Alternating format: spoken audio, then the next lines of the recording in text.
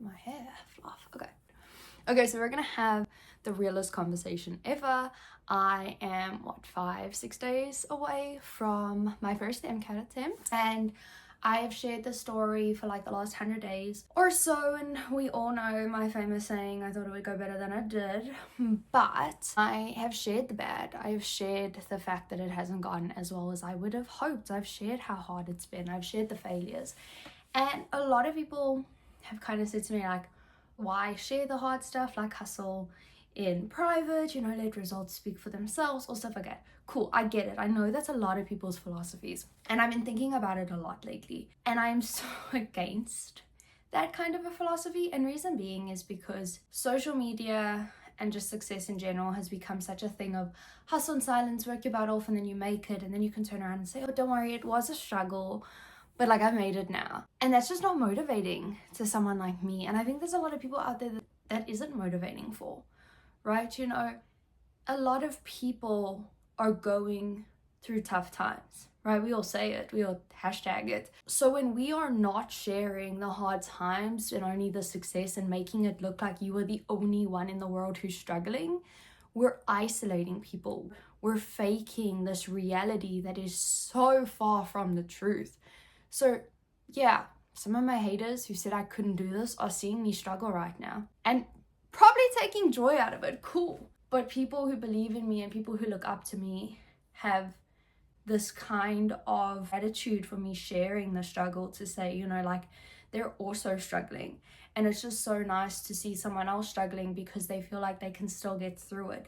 You see, because if we don't share the struggle, we just share the success, people who are struggling to get to the success don't know that that's normal. Like, that's normal, right?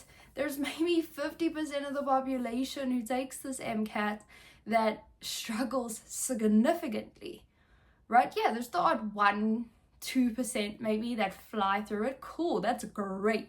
In med school, make friends with them. But the reality is, this is hard. The reality is, I moved here from a different country, has a different education system, who has a different testing style. I went to community college first to get a grounding of the education. I succeeded in that. I succeeded in going to university. And now there's this. And I want to point out that like, I'm not failing the exam, right? This isn't like a whole pass-fail thing. If you pass, you get in. No. The exam is scaled to make you a number on a range that is then considered competitive or not. Right? So the average student who gets into med school has a certain score. The average student who takes the exam gets a certain score, which is way different from the score of the average student that gets into medical school. So it's not necessarily about just passing it. You have to get a score that makes you competitive enough for an application committee to actually look at your application, right? And that's kind of where we're at now. So it's like, I wish I could tell you, like, guys, I'm just failing this exam. No, we're not. Like, and there's a whole bunch of people who aren't. They're doing well, but on a competitiveness score, they're just being scaled lower, So that's how this whole thing's going. But again, the TED Talk that I came to give today, I will not hustle in silence and suffer in silence so that I can let my enemies fear me when I'm successful. No. Ridiculous. I will tell you the real and the raw the whole way through. Stuff is hard. Life is hard. Some days I eat Oreos for breakfast and I cry myself to sleep. That's life. That's so life. That's okay. So yeah, now we're going to get up and we're going to keep going, because no matter how hard it gets, I have faith that it will get better. So yeah, the real and the raw.